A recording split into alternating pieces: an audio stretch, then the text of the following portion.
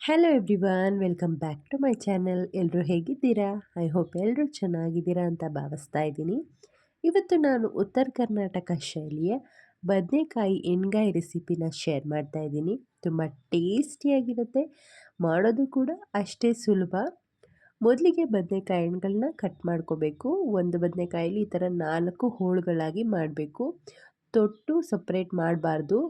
ನೋಡಿ, ಈ ಥರ ಕಟ್ ಮಾಡಿಕೊಂಡು ಒಳಗಡೆ ನೋಡ್ಕೋಬೇಕು ಹುಳ ಏನಾದರೂ ಆಗಿದೆಯಾ ಅಂತ. ಕಟ್ ಮಾಡುವಾಗಲೇ ನೀಟಾಗಿ ನೋಡಿ ರೆಡಿ ಮಾಡಿಟ್ಕೊಳ್ಳಿ.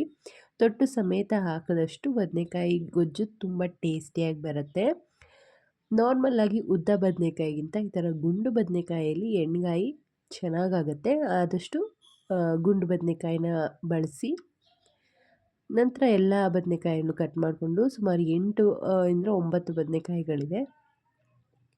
ಒಂದು ಬೌಲಲ್ಲಿ 1 ಸ್ಪೂನಷ್ಟು ರಾಗಿ ಹಿಟ್ಟನ್ನ ಹಾಕಿ ಅದಕ್ಕೆ ಕಟ್ ಮಾಡಿರೋಂಥ ಬದನೆಕಾಯಿನ ಹಾಕಿಡೋದ್ರಿಂದ ಬದನೆಕಾಯಿ ಕಪ್ಪಾಗಲ್ಲ. ಮತ್ತು ಹುಳ ಏನಾದರೂ ಇದ್ದರೆ, ಎಕ್ಸ್ಟ್ರಾ ಏನಾದರೂ ಮೇಲೆ ಡಸ್ಟ್ ಥರ ಏನಾದರೂ ಇದ್ದರೆ ಅದೆಲ್ಲ ನೀಟಾಗಿ ವಾಶ್ ಆಗುತ್ತೆ. ನಂತರ ಮಸಾಲೆಯನ್ನು ರೆಡಿ ಮಾಡ್ಕೊಳ್ಳೋಕ್ಕೆ 1 ಹಿಡಿಯಷ್ಟು ಬೆಳ್ಳುಳ್ಳಿ, ಒಂದು ಅರ್ಧ ಇಂಚಷ್ಟು ಶುಂಠಿ, 1 ಹಿಡಿ ಕೊತ್ತಂಬರಿ ಸೊಪ್ಪು, 2 ಟೊಮ್ಯಾಟೊ, ಒಂದು 4 ಸ್ಪೂನಷ್ಟು ಹಸಿ ತೆಂಗಿನಕಾಯಿ ತುರಿ, 3 ಈರುಳ್ಳಿ, 1 ಸ್ಪೂನಷ್ಟು ಕಡಲೆ, 1 ಸ್ಪೂನಷ್ಟು ಗಸಗಸೆ, ಒಂದು 4 ಲವಂಗ, ಒಂದು ಅರ್ಧ ಇಂಚಷ್ಟು ಚಕ್ಕೆ. ಇಷ್ಟು ಮಸಾಲೆಗೆ ರುಬ್ಕೊಳ್ಳೋಕ್ಕೆ ಬೇಕಾಗುತ್ತೆ. ಇದನ್ನೆಲ್ಲನೂ ಒಂದು ಮಿಕ್ಸಿ ಜಾರ್ಗೆ ಹಾಕ್ಕೊಳ್ಳೋಣ. ಮಸಾಲೆನೇ ತುಂಬ ನುಣ್ಣದಾಗಿ ನೈಸಾಗಿ ರುಬ್ಕೊಂಡ್ರೆ ಚೆನ್ನಾಗಾಗುತ್ತೆ. ತರಿಯಾಗಿ ರುಬ್ಬಿಟ್ರೆ ಅಷ್ಟು ಚೆನ್ನಾಗಾಗಲ್ಲ. ಇದಕ್ಕೆ ಖಾರಕ್ಕೆ 1 ಸ್ಪೂನಷ್ಟು ಅಚ್ಕಾರದ ಪುಡಿ, 1.5 ಸ್ಪೂನಷ್ಟು ಧನಿಯಾ ಪುಡಿನ ಹಾಕಿ ಸ್ವಲ್ಪ ನೀರು ಹಾಕಿ ನುಣ್ಣದಾಗಿ ರುಬ್ಬಿ ರೆಡಿ ಮಾಡಿ ಇಟ್ಕೋಬೇಕು. ನೋಡಿ, ಈ ಥರ ಆಗಿರಬೇಕು. ನಂತರ ಕಟ್ ಮಾಡಿಟ್ಟಿರೋ ಬದನೆಕಾಯಿನ ಕ್ಲೀನಾಗಿ ವಾಶ್ ಮಾಡಿಕೊಂಡು ಒಂದು ಪ್ಲೇಟಿಗೆ ತೆಗೆದಿಟ್ಕೊಳ್ಳೋಣ. ರಾಗಿ ಹಿಟ್ಟು ಹಾಕಿ ನೆನೆಸಿರೋದ್ರಿಂದ ಬದನೆಕಾಯಿ ಕಪ್ಪಾಗಿರಲ್ಲ, ಮತ್ತು ಆ ತೊಟ್ಟುಗಳೆಲ್ಲ ನೀಟಾಗಿ ಅದ್ರ ಮೇಲಿರೋ ಕಪ್ಪು ಕಲೆಗಳೆಲ್ಲ ಹೋಗಿರುತ್ತೆ. ಎಷ್ಟು ನೀಟಾಗಿ ತೊಳೆದು ಒಂದು ಪ್ಲೇಟಿಗೆ ಎತ್ತಿಟ್ಕೋಬೇಕು. ನಂತರ ಇದಕ್ಕೆ ನಾವು ರುಬ್ಬಿರೋ ಮಸಾಲೆ ಇರುತ್ತಲ್ಲ ಅದನ್ನು ಫಿಲ್ ಮಾಡ್ಕೋಬೇಕು.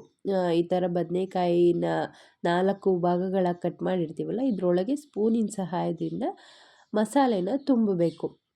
ಬದನೆಕಾಯಿ ಎಣ್ಗಾಯಿ ಈ ಥರ ಕಾಯಿಗೆ ಮಸಾಲೆ ತುಂಬಿ ಮಾಡಿದ್ರೆ ತುಂಬ ಟೇಸ್ಟಿಯಾಗಿರುತ್ತೆ. ಪ್ರತಿಯೊಂದು ಕಾಯಿನೂ ಇದೇ ಥರ ಸ್ಪೂನಿನ ಸಹಾಯದಿಂದ ಒಳಗಡೆ ಮಸಾಲೆನ ಫಿಲ್ ಮಾಡ್ಕೋಬೇಕು. ನಿಮಗೆ ಈ ಥರ ಒಂದೇ ಬದನೆಕಾಯಿ ಹಾಗೆ ಉಂಡೆ ಥರ ಹಾಕೋದು ಇಷ್ಟ ಇಲ್ಲ ಅಂದರೆ ಸಣ್ಣದಾಗಿ ಕಟ್ ಮಾಡಿ ಕೂಡ ಮಾಡ್ಬೋದು. ಅದರಲ್ಲಿ ಮೊದಲು ಬದನೆಕಾಯಿನ ಫ್ರೈ ಮಾಡಿ ಮಸಾಲೆ ಹಾಕ್ಬೋದು. ಸೊ ಈ ಥರನೂ ಮಾಡಿ ತುಂಬ ಚೆನ್ನಾಗಿರುತ್ತೆ. ನಾರ್ಮಲಾಗಿ ಉತ್ತರ ಕರ್ನಾಟಕದಲ್ಲಿ ಇದೇ ಥರ ಒಂದು ಉಂಡೆ ಬದನೆಕಾಯಿನ ಹಾಕಿ ಎಣ್ಗಾಯಿ ಮಾಡೋದು. ಸೊ ನಾನು ಇಲ್ಲಿ ಅದೇ ರೆಸಿಪಿನ ಶೇರ್ ಮಾಡ್ತಾ ಇದ್ದೀನಿ. ನಂತರ ಎಲ್ಲ ಬದನೆಕಾಯಿನ ಮಸಾಲೆನ ತುಂಬಿ ರೆಡಿ ಮಾಡಿ ಇಟ್ಕೊಂಡಿರೋದನ್ನ ಒಂದು ಕುಕ್ಕರ್ಗೆ ಎಣ್ಣೆ, ಸಾಸಿವೆ, ಕರಿಬೇವು ಹಾಕಿ ಫ್ರೈ ಮಾಡ್ಕೋಬೇಕು. ಬದನೆಕಾಯಿ ಸ್ವಲ್ಪ ಬಾಡಿಸ್ಬೇಕು, ಚೆನ್ನಾಗಿ ಅದು ಕಪ್ಪಾಗೋವರೆಗೂ ಎಣ್ಣೆಲಿ ಚೆನ್ನಾಗಿ ಹುರ್ಕೋಬೇಕು. ಬದನೆಕಾಯಿ ಎಣ್ಣೆಗಾಯಿ ಅಂದರೆ ಎಣ್ಣೆ ಸ್ವಲ್ಪ ಜಾಸ್ತಿನೇ ಇರಬೇಕು, ನೋಡಿಕೊಂಡು ಸ್ವಲ್ಪ ಜಾಸ್ತಿ ಹಾಕ್ಕೊಳ್ಳಿ. ಚೆನ್ನಾಗಿ ಫ್ರೈ ಮಾಡ್ಕೊಳ್ಳಿ. ಬದನೆಕಾಯಿ ಎಲ್ಲ ಸುಂಟ್ರಕೊಳ್ಳೋದು ಅಂತಾರಲ್ಲ, ಹಂಗಾಗಬೇಕು, ಚೆನ್ನಾಗಿ ಫ್ರೈ ಆಗಬೇಕು. ನಂತರನೇ ಇಲ್ಲಿ ನಾವು ಎಕ್ಸ್ಟ್ರಾ ಮಸಾಲೆ ಉಳಿದಿರುತ್ತಲ್ಲ ಜಾರಲ್ಲಿ, ಅದನ್ನು ಸೇರಿಸ್ಕೋಬೇಕು. ನೀರನ್ನ ಜಾಸ್ತಿ ಹಾಕಬೇಡಿ, ಸ್ವಲ್ಪ ಗೊಜ್ಜು ಟೈಪ್ ಮಾಡೋದ್ರಿಂದ ಜಸ್ಟ್ ಜಾರ್ ತೊಳೆಯೋಕ್ಕೆ ಎಷ್ಟು ನೀರು ಉಪಯೋಗಿಸಿರ್ತೀವೋ ಒಂದು ಅರ್ಧ ಗ್ಲಾಸಷ್ಟು ನೀರನ್ನ ಹಾಕ್ಕೊಂಡ್ರೆ ಸಾಕಾಗುತ್ತೆ. ಗೊಜ್ಜು ಸ್ವಲ್ಪ ಗಟ್ಟಿಯಾಗಿದ್ರೇ ಚೆನ್ನಾಗಿರುತ್ತೆ. ಇದೇ ಸಮಯದಲ್ಲಿ ರುಚಿಗೆ ತಕ್ಕಷ್ಟು ಉಪ್ಪನ್ನ ಸೇರಿಸಿ ಕುಕ್ಕರ್ ಲಿಡ್ನ ಕ್ಲೋಸ್ ಮಾಡಿ 2ರಿಂದ 3 ವಿಷಲ್ ತೊಗೊಂಡ್ರೆ ಆಯಿತು. ಟೇಸ್ಟಿಯಾದ ಬದನೆಕಾಯಿ ಎಣ್ಗಾಯಿ ರೆಡಿಯಾಗಿ ಹೋಗ್ಬಿಡುತ್ತೆ. ತುಂಬ ಟೇಸ್ಟಿಯಾಗಿರುತ್ತೆ. ಎಲ್ಲರೂ ಟ್ರೈ ಮಾಡಿ, ನಿಮ್ಗೆಲ್ಲರಿಗೂ ಇಷ್ಟ ಆಗ್ಬೋದು. ನಾರ್ಮಲ್ ಉತ್ತರ ಕರ್ನಾಟಕದ ಪರ್ಫೆಕ್ಟ್ ಟೇಸ್ಟ್ ಬರದೇ ಇರ್ಬೋದು, ಬಟ್ ಒಂದು ರೇಂಜಿಗೆ ಅದೇ ಥರ ಇರುತ್ತೆ. ಎಣ್ಗಾಯಿಗೆ ಬೆಸ್ಟ್ ಕಾಂಬಿನೇಷನ್ ಅಂದರೆ ಜೋಳದ ರೊಟ್ಟಿ, ಅಕ್ಕಿ ರೊಟ್ಟಿ.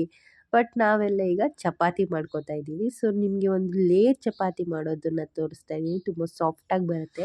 ಚಪಾತಿನ ತೆಳ್ಳದಾಗಿ ಲಟ್ಟಿಸ್ಬಿಟ್ಟು ಎಣ್ಣೆ ಅಥವಾ ತುಪ್ಪನ ಸವರಿ ಈ ಥರ 4 ಫೋಲ್ಡ್ನ ಮಾಡಿಕೊಂಡು ಎಷ್ಟಾಗುತ್ತೋ ಅಷ್ಟು ತೆಳ್ಳದಾಗಿ ಲಟ್ಟಿಸ್ಕೊಂಡು ಬೇಯಿಸ್ಕೊಂಡ್ರೆ ಸಾಫ್ಟಾದ ಟೇಸ್ಟಿಯಾದ ಲೇಯರ್ ಚಪಾತಿ ರೆಡಿ ಆಗುತ್ತೆ. ಇದನ್ನು ಬೇಯಿಸೋವಾಗೂ ಅಷ್ಟೇ ಉಬ್ಬಿ ಬರುತ್ತೆ, ಪ್ಲಫಾಗಿ ಚೆನ್ನಾಗಿರುತ್ತೆ. ಈ ಕಡೆ ಅಷ್ಟರಲ್ಲಿ ಒಂದು 3 ವಿಷಲ್ ಕೂಡ ಬಂತು. ನೋಡೋಣ ಎಣ್ಗಾಯಿ ಹೇಗಾಗಿದೆ ಅಂತ. ನೋಡ್ತಾ ಇರ್ಬೋದು ಮಸಾಲೆ ಎಲ್ಲ ಚೆನ್ನಾಗಿ ಕುಕ್ ಆಗಿದೆ. ಆ ಸುತ್ತಲೂ ಎಣ್ಣೆ ಬಿಟ್ಕೊಂಡಿದೆ ಅಂದರೆ ಪರ್ಫೆಕ್ಟಾಗಿ ಗೊಜ್ಜು ರೆಡಿಯಾಗಿದೆ ಅಂತಲೇ ಹೇಳ್ಬೋದು. ನೋಡೋಕೆ ಅದೇ ಟೆಕ್ಸ್ಚರು ಟೇಸ್ಟಿಯಾಗಿದೆ, ಸಖತ್ ಯಮ್ಮಿಯಾಗಿರುತ್ತೆ. ನೀವು ಟ್ರೈ ಮಾಡಿ, ನಿಮಗೂ ಇಷ್ಟ ಆಗುತ್ತೆ ಖಂಡಿತ. ಈಗ ಇದನ್ನು ಬಿಸಿ ಬಿಸಿಯಾಗಿ ಸರ್ವ್ ಮಾಡ್ಕೊಳ್ಳೋಣ. ಲೇಯರ್ ಚಪಾತಿ ನೋಡ್ಬೋದು ಉಬ್ಬಿ ಬರ್ತಾ ಇದೆ. ಸ್ವಲ್ಪ ಎಣ್ಣೆ ಹಾಕಿ ಎರಡೂ ಸೈಡು ಬೇಯಿಸ್ಕೊಂಡ್ರೆ ಆಯಿತು. ಸಖತ್ತಾಗಿರುತ್ತೆ. ಬಿಸಿ ಬಿಸಿಯಾಗಿ ಟೇಸ್ಟಿಯಾಗಿ ಸರ್ವ್ ಮಾಡಿ, ಎಲ್ಲರಿಗೂ ಸಖತ್ ಇಷ್ಟ ಆಗುತ್ತೆ.